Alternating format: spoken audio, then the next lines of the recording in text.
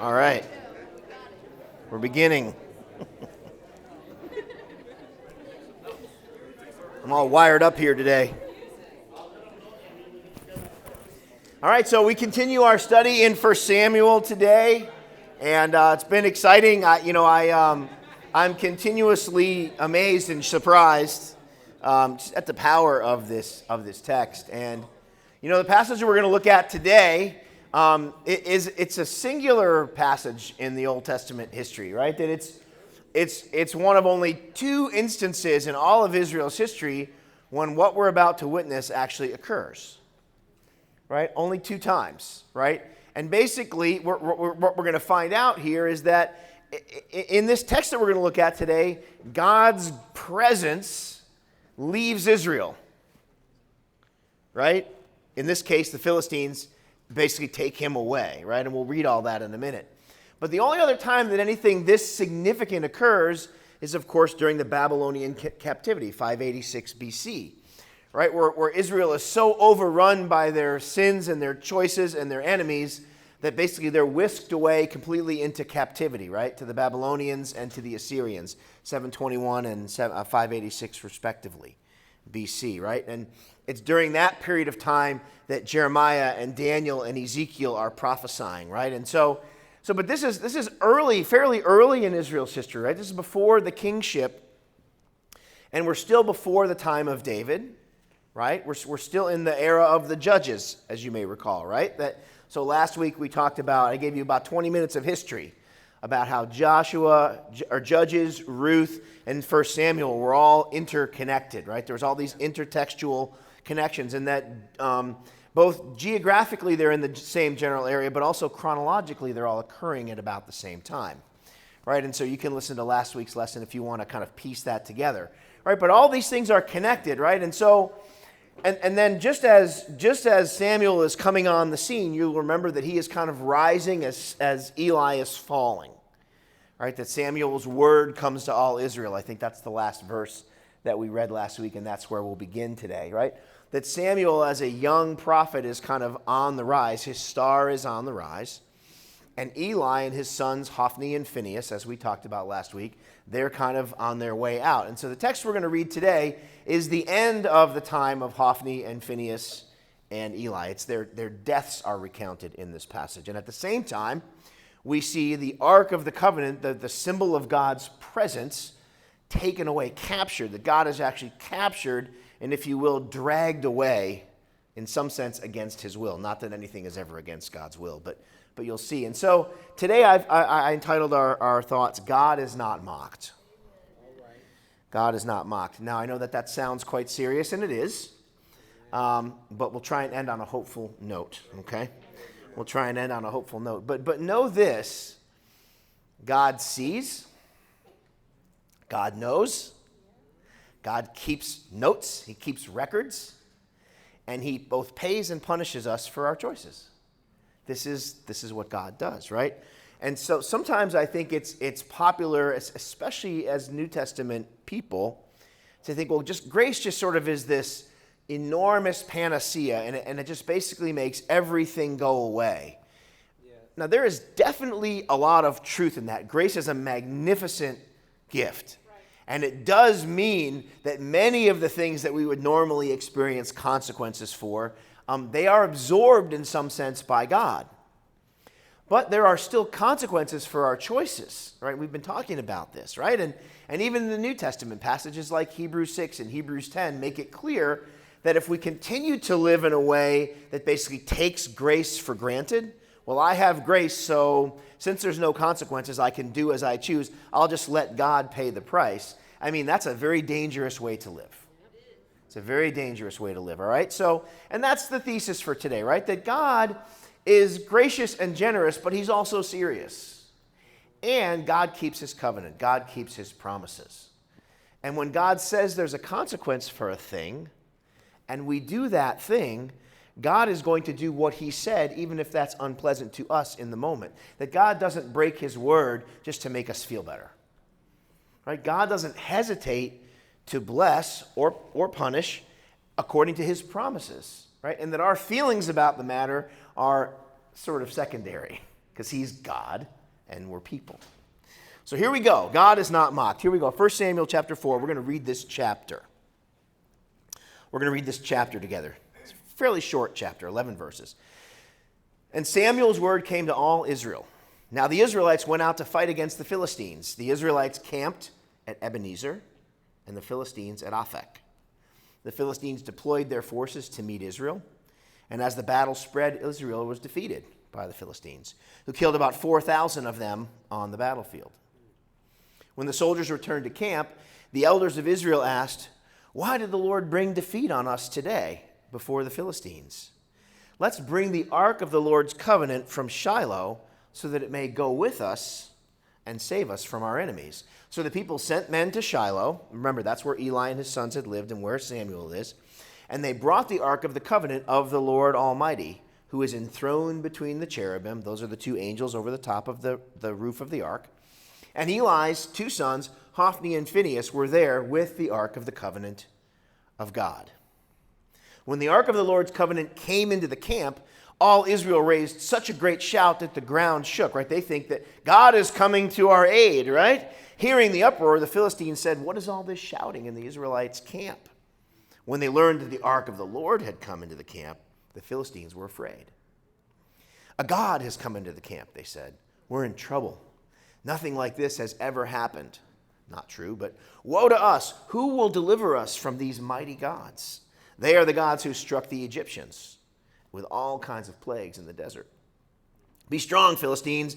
Be men, or you will be subject to the Hebrews, as they have been to you. Be men and fight."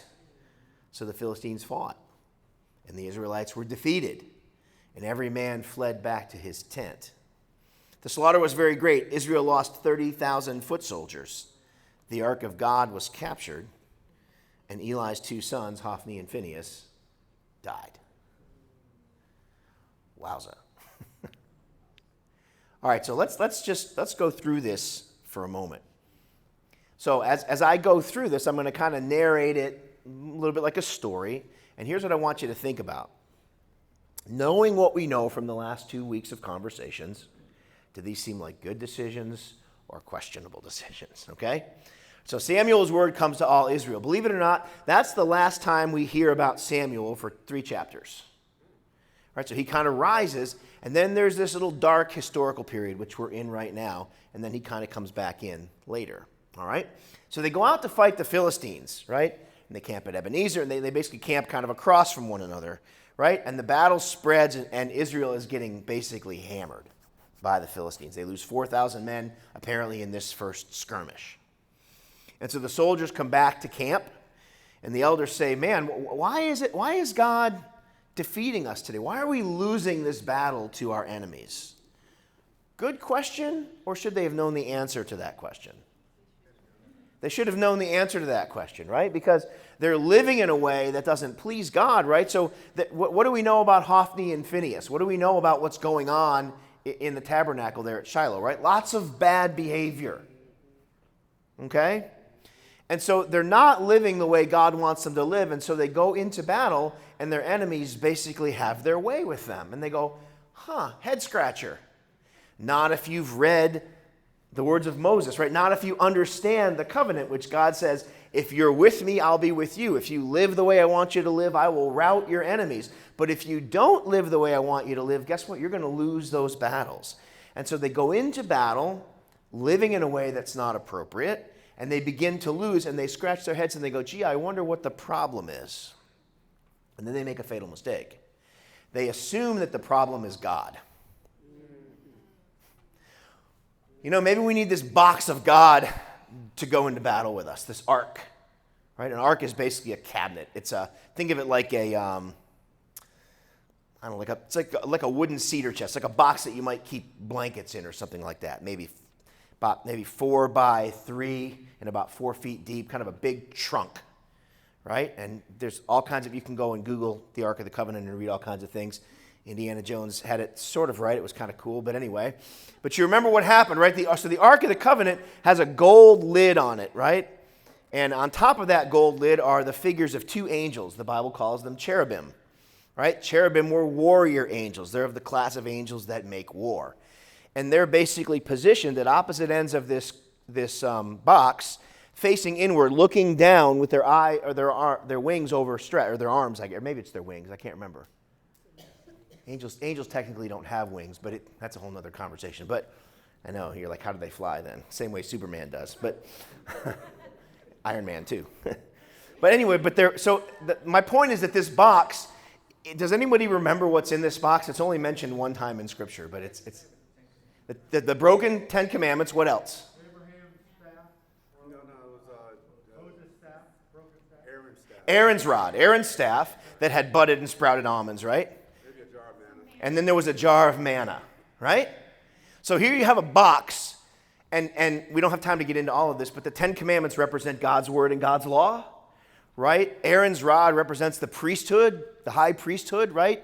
Forgiveness of sins, right? And the manna represents God's provision or sustenance of Israel, right? So you have the law and the priesthood and God taking care of you, and all those things go into a box. And this box was to be carried by the Israelites when they went into battle.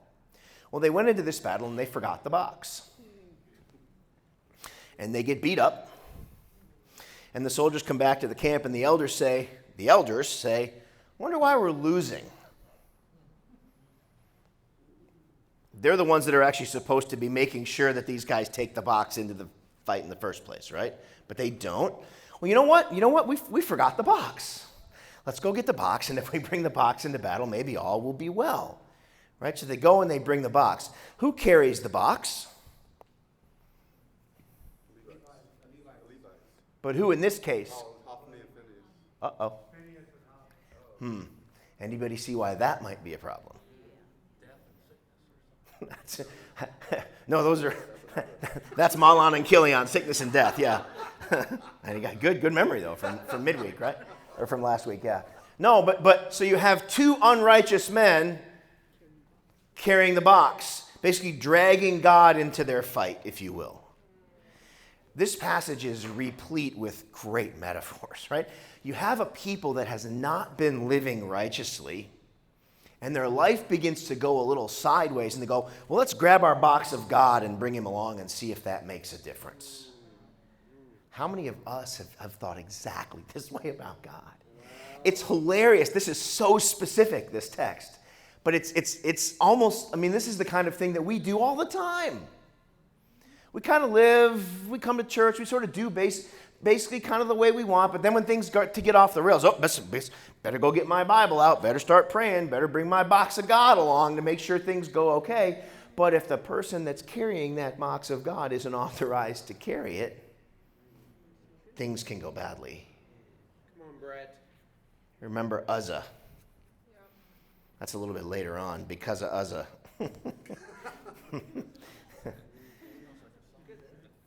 Yeah, that was the point in a lesson I did many years ago in another church, because of Uzzah.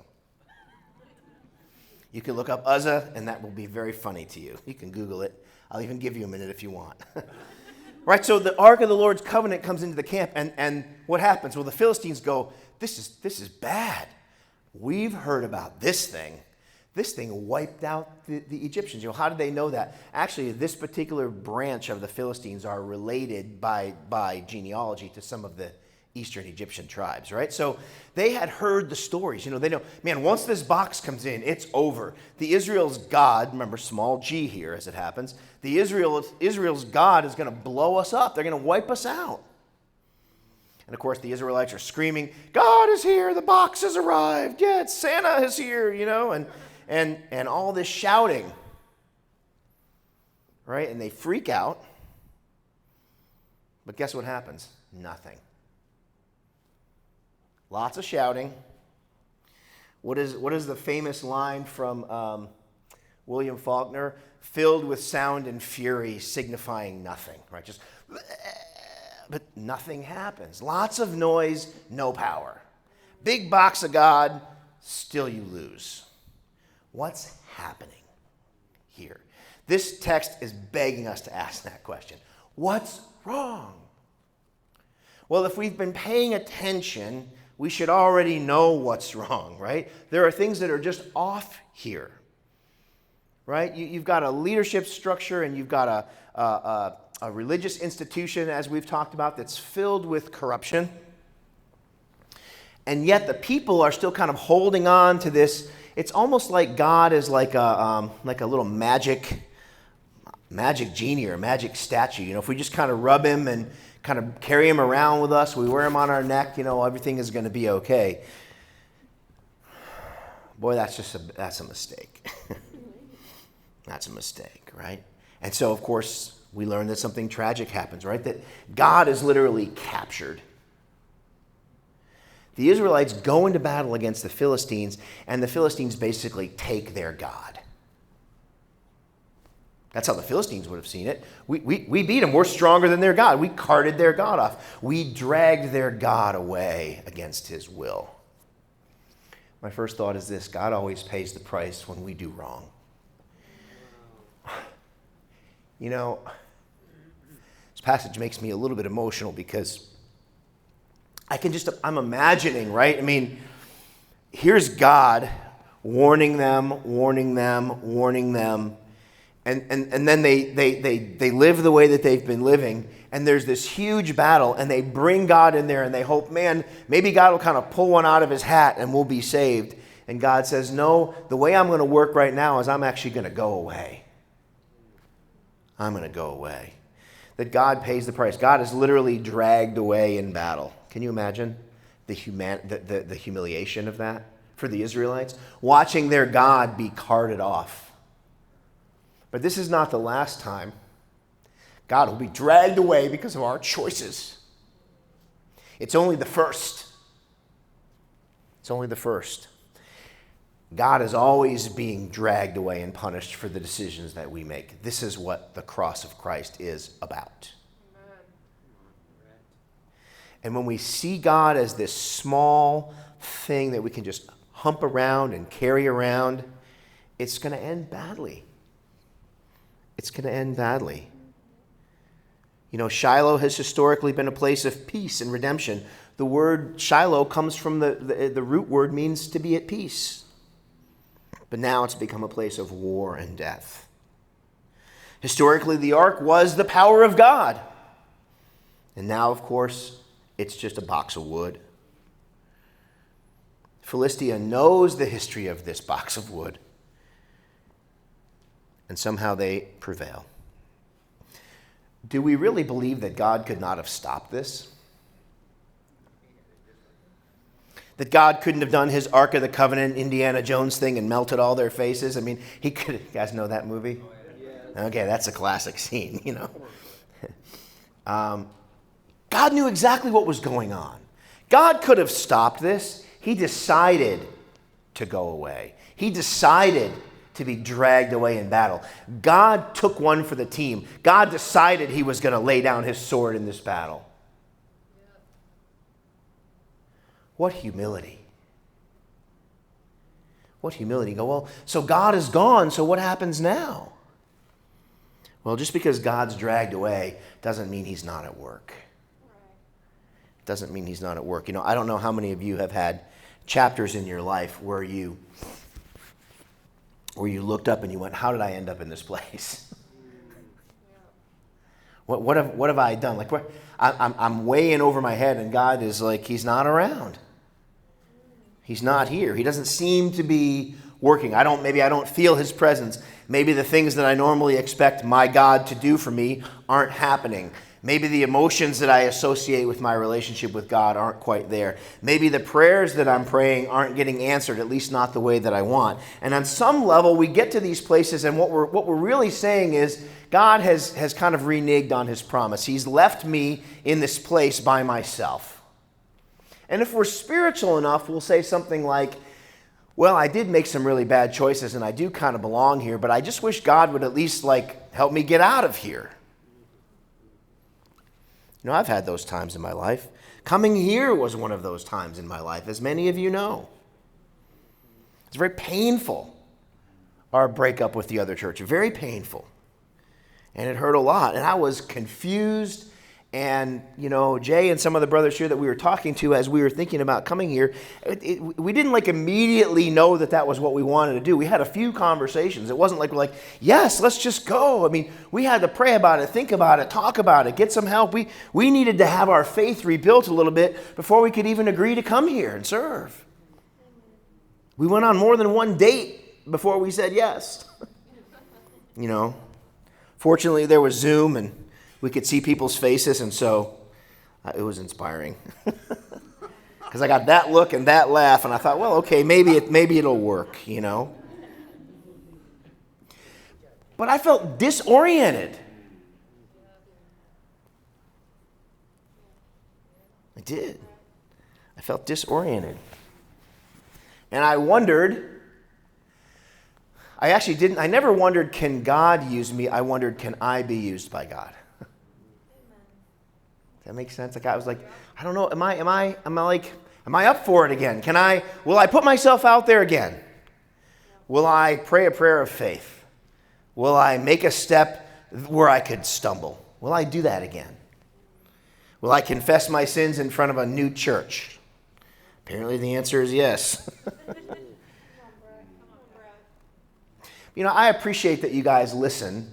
And so far, no one has called for my resignation when I confess my many sins. So I appreciate that you guys love us in spite of ourselves. And that's good, right? I mean, I need that.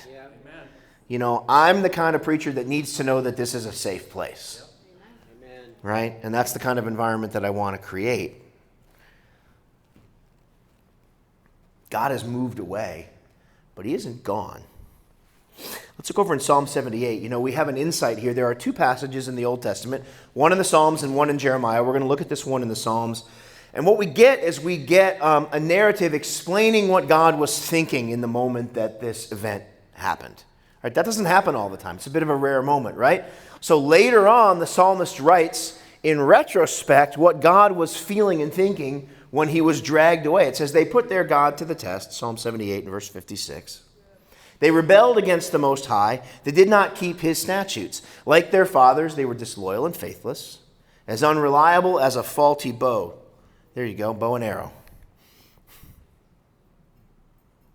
They angered him with their high places. They aroused his jealousy with their idols. When God heard them, he was very angry. He rejected Israel completely. He abandoned the tabernacle at Shiloh. There it is. The tent he had set up among them. He sent the ark of his might into captivity, his splendor into the hands of the enemy. Wow. That's what God was thinking when he made that decision. Make no mistake, God surrendered. He was not defeated. God never loses. If God is on the wrong end of a battle, it's because he wants to be there and he's trying to do something there. When we don't see God acting in our lives or he doesn't feel present, he has not left us. He's just doing something that we can't see. In some sense, he's needed elsewhere. He's working remotely. He's working from home, right? I think I have that in here. Oh, man, I thought I had remote work in here. Oh, man, I thought I put that slide in. But when God gets angry with them, he rejects them, and so he goes away. You go, well, so if he's mad, why does he go away? I mean, why doesn't he just kind of stand and fight? That's not the question you want to ask, right? If God is mad at you, you want him to go away. You don't want him to stay and fight. It's an act of mercy. Because had God stayed there, that same ark that melts the faces off of the Nazis would have melted the face off the Israelites. And you go, well, isn't God a big, mean God? No, God is a righteous God. God keeps his promises. And his promises, if you live the right way, I'll bless you. If you live the wrong way, things will go badly. So if God decides to just give us a break, he's actually not being true to myself. I don't want a God that doesn't keep his promises.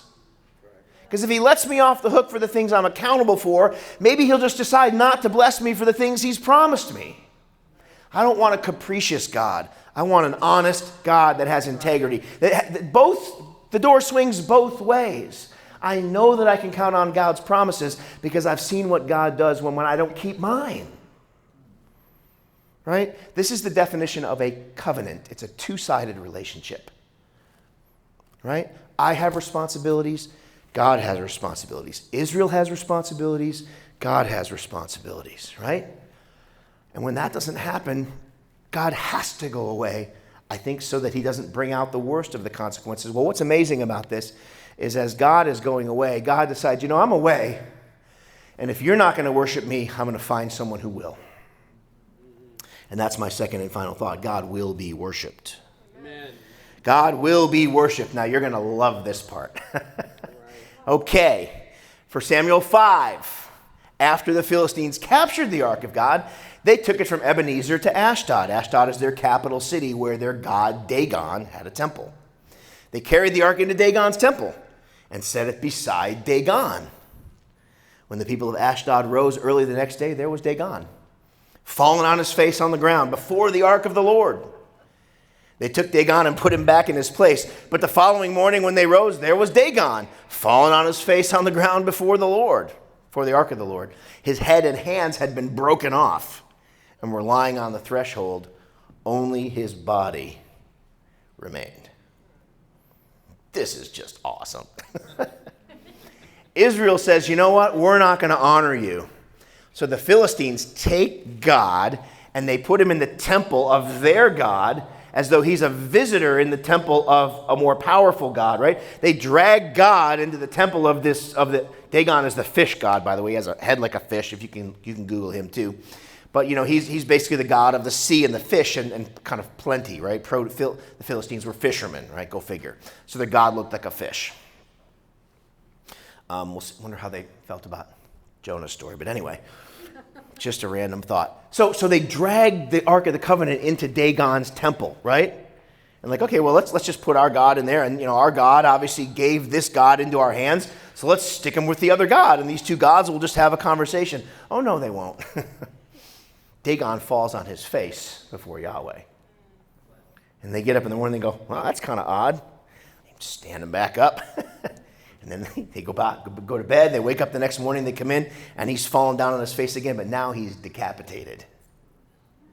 That his hands and head have been removed. Only his body has remained. He's basically been subdued by the God of Israel. Not only is this just cool, but here's what I learned from this: that God was dealing with the Philistines even at the same time he was dealing with the Israelites. That he didn't have to be sitting in their box, sitting in their camp, to be fighting battles on their behalf. That God is always working for his people.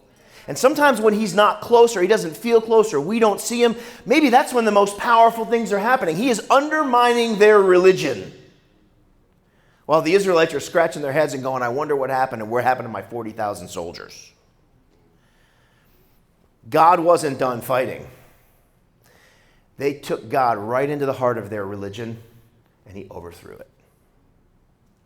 Well, that's not all that happens. If you continue to read, it says that's why to this day neither the priest of Dagon nor anyone else, steps on the threshold. If you continue to read, you'll realize, and we'll probably get there next week. Does anybody know what continues to happen? So they say, well, we're gonna have to, this God is kind of giving us trouble. So they decide they're going to keep him around. 7 months they keep him around in Philistia.